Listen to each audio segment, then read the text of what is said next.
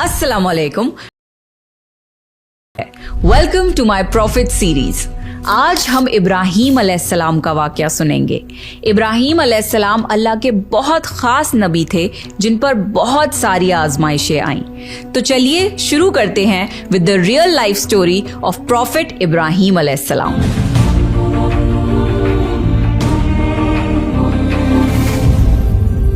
इब्राहीम अलैहिस्सलाम इराक के मशहूर शहर बाबिल में पैदा हुए।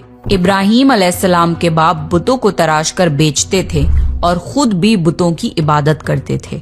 इब्राहीम अलैहिस्सलाम ने अपने बाप और अपनी कौम से फरमाया, तुम किसकी इबादत करते हो? वो कहने लगे, बुतों की। इब्राहीम अलैहिस्सलाम ने फरमाया, जब तुम बुतों को पुकारते हो तो क्या वो सुनते भी हैं या वो तुम्हें कोई नफा और नुकसान भी पहुंचा सकते हैं? तो लोगों ने कहा, ये हम कुछ नहीं जानते, हमने तो अपने बाप दादाओं को इसी तरह करते पाया है।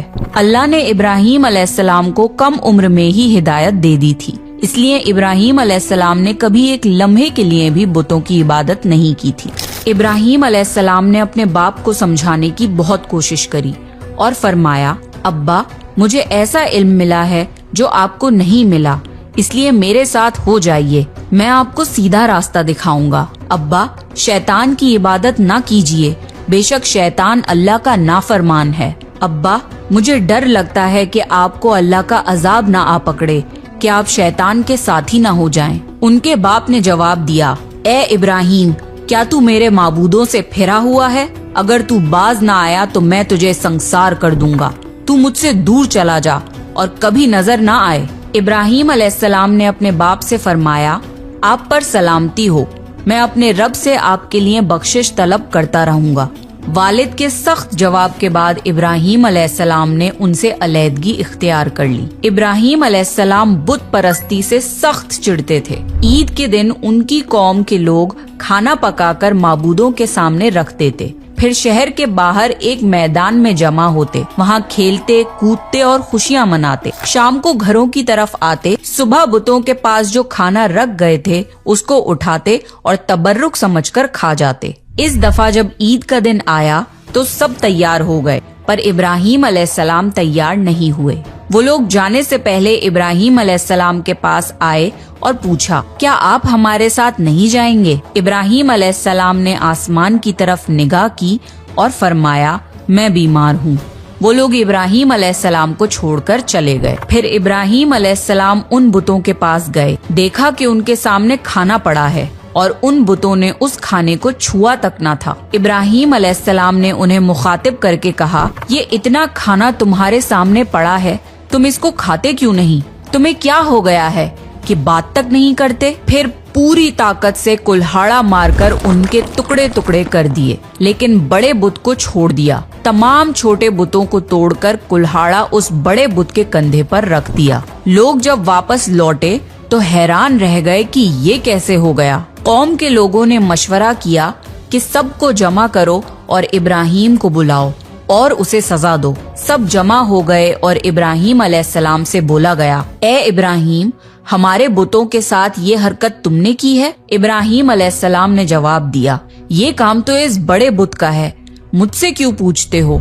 तुम अपने माबूदों से क्यों नहीं पूछ लेते कि उनके टुकड़े टुकड़े किसने उड़ाए हैं? इब्राहीम अलैहिस्सलाम की ये बात सुनकर वो सब सोच में पड़ गए। फिर कहा, ए इब्राहीम, क्या तुम्हें इल्म नहीं कि ये बोल नहीं सकते? अब इब्राहीम अलैहिस्सलाम ने फरमाया, तुम अल्लाह के सिवा उनकी इबादत क्यों करते हो जो तुम्हें कुछ भी नफा ना दे सकें और ना ही नुकसान पहुंचा सकें? ताज्जुब है तुम पर और उन पर भी जिनको तुम अल्लाह के सिवा पुकारते हो। तुम उनकी पूजा करते हो जिनको तुम खुद अपने हाथों से तराशते हो। क्या तुम में बिल्कुल अकल नहीं? लेकिन सब कुछ समझने के बाद भी वो लोग अपने कुफ्र पर डटे रहे और इब्राहीम अलैहिस्सलाम को सजा देने का फैसला कर लिया। फिर उन लोगों ने एक मैदान में कई दिन तक खूब सारी लकड़ियां जमा की और उसमें आग लगा दी। जब आग खूब भड़क उठी तो उन्होंने इब्राहीम अलैहिस्सलाम को रस्सियों से बांधकर उस आग में डाल दिया। उस वक्त इब्राहीम अलैहिस्सलाम ने ये दुआ पढ़ी, हस्बुनल्लाहु व निअमल वकील, मेरे लिए अल्लाह काफी है और वही बेहतरीन कारसाज है। अल्लाह ने आग से फरमाया, ए आग, इब्राहीम पर ठंडी हो जा और सलामती वाली हो जा। चुनाचे जब इब्राहीम अलैहिस्सलाम को आग में डाला गया तो वो ठंडी हो गई। आग भी अल्लाह के हुक्म के बगैर नहीं जला सकती, इसलिए क्योंकि ये भी अल्लाह की मखलूक है और इसकी कुदरत भी अल्लाह के पास है। इसलिए जब आग को अल्लाह की तरफ से ठंडा होने का हुक्म हुआ तो वो ठंडी हो गई। आग ने न इब्राहीम अलैहिस्सलाम के कपड़े जलाए और न जिस्म के किसी हिस्से को नुकसान पहुंचाया, सिर्फ वो रस्सियां जलाईं जिनसे आपको बांधा गया था। लोग आग के आसपास इब्राहीम अलैहिस्सलाम को जलता हुआ देखने के लिए खड़े थे, लेकिन वो ये देखकर हैरान रह गए कि इब्राहीम अलैहिस्सलाम बड़े नाज से आग के दरमियान बैठे हैं। लोग इस मौजज़े को देखकर हैरत ज़दा थे। फिर इब्राहीम अलैहिस्सलाम आग से निकले। इतना बड़ा मौजज़ा देखने के बाद भी लूत अलैहिस्सलाम के सिवा कोई ईमान नहीं लाया। पूरे बाबिल शहर के लोग कुफर ही पर डटे रहे। इब्राहीम अलैहिस्सलाम उनका ये रवैया देखकर नाउम्मीद हो गए कि इससे बढ़कर ये कौन सा मौजज़ा देखना चाहते हैं। उस वक्त बाबिल पर नमरूद नामी बादशाह की हुकूमत थी। जब उसके पास इस मौजज़े की खबर पहुंची तो उसने अपने दरबार में इब्राहीम अलैहिस्सलाम को पेश करने का हुक्म दिया। उसने इब्राहीम अलैहिस्सलाम से उनके रब के बारे में पूछा। इब्राहीम अलैहिस्सलाम ने जवाब दिया, मेरा रब वो है जो जिंदा करता है और मारता है। जवाब में उसने कहा, मैं भी जिंदा करता हूँ और मारता हूँ। उसने हुक्म दिया कि जेल से 2 आदमियों को ले आओ।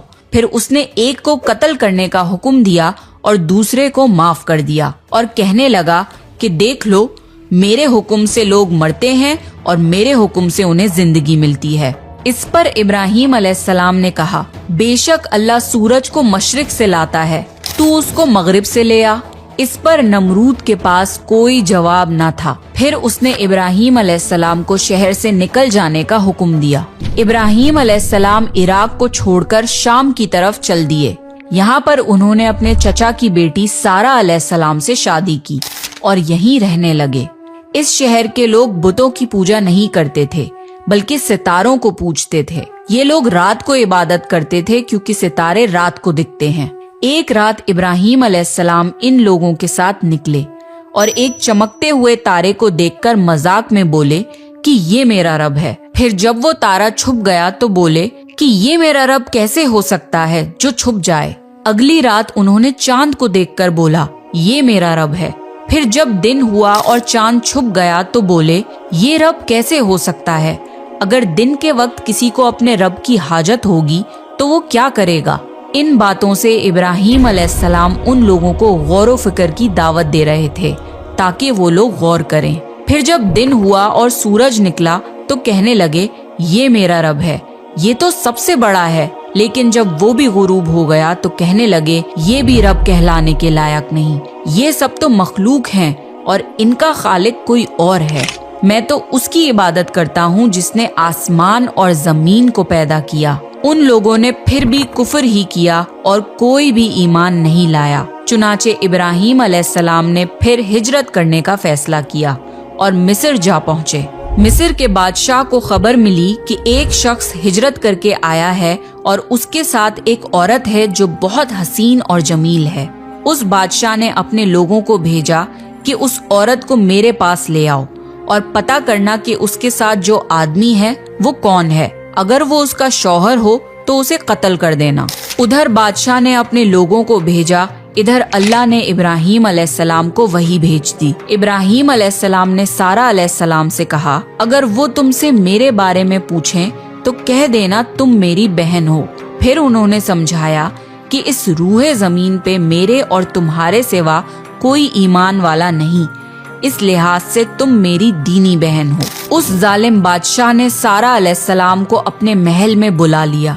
जब उसने सारा अलैहिस्सलाम के साथ बदकारी करने के लिए अपने हाथ आगे बढ़ाए तो सारा अलैहिस्सलाम ने अल्लाह से दुआ की और दुआ की बरकत से उस बादशाह का हाथ जम गया। वो बुरी तरह चीखने लगा और उसके सारे मुलाजिम आ गए। ये देखकर सारा अलैहिस्सलाम डर गईं और सोचा कि अगर ये मर गया तो लोग ये सोचेंगे कि मैंने इसे कत्ल किया है। फिर उन्होंने उसे निजात देने के लिए अल्लाह से दुआ की और उस बादशाह का हाथ ठीक हो गया, पर उसने फिर से वही हरकत की, उसका हाथ फिर जम गया। ऐसा 3 मर्तबा हुआ اور آخری بار اس نے سارہ علیہ السلام سے وعدہ کیا کہ اب کی بار اگر تو مجھے اس مصیبت سے نجات دلائے گی تو میں تجھے چھوڑ دوں گا۔ پھر سارہ علیہ السلام نے اللہ سے دعا کی اور وہ ٹھیک ہو گیا۔ پھر اس نے سارہ علیہ السلام کو عزت سے رہا کر دیا اور ان کی خدمت کے لیے اپنی بیٹی ہاجرہ کو ان کے ساتھ کر دیا۔ سارہ علیہ السلام جب واپس آئیں تو ابراہیم علیہ السلام نے فرمایا کہ اب ہم یہاں نہیں رہیں گے بلکہ واپس جائیں گے۔ پھر وہ لوگ واپس فلسطین چلے گئے۔ ابراہیم علیہ السلام کی عمر 86 سال کی ہو گئی پر ان کی کوئی اولاد نہ تھی، تو سارہ علیہ السلام نے سوچا میں بانجھ ہوں اور ابراہیم علیہ السلام کو اولاد کی تمنا ہے، تو کیوں نہ میں ہاجرہ علیہ السلام کا نکاح ابراہیم علیہ السلام سے کرا دوں۔ پھر ابراہیم علیہ السلام اور ہاجرہ علیہ السلام کا نکاح ہو گیا۔ اللہ نے ابراہیم علیہ السلام کی اولاد کی دعا قبول کری اور بیٹے اسماعیل علیہ السلام سے نوازا۔ پھر اللہ کا حکم ہوا کہ اپنی بیوی ہاجرہ علیہ السلام اور بیٹے اسماعیل علیہ السلام کو لے کے مکہ روانہ ہوں۔ اس وقت مکہ ایک بالکل بنجر جگہ تھی۔ یہاں پر ابراہیم علیہ السلام اپنی بیوی بچے کو چھوڑ کر جانے لگے تو ہاجرہ علیہ السلام کو بہت حیرانی ہوئی اور وہ اپنے شوہر سے پوچھنے لگی، اے ابراہیم، ہمیں کہاں چھوڑے جا رہے ہو؟ یہاں نہ پانی ہے نہ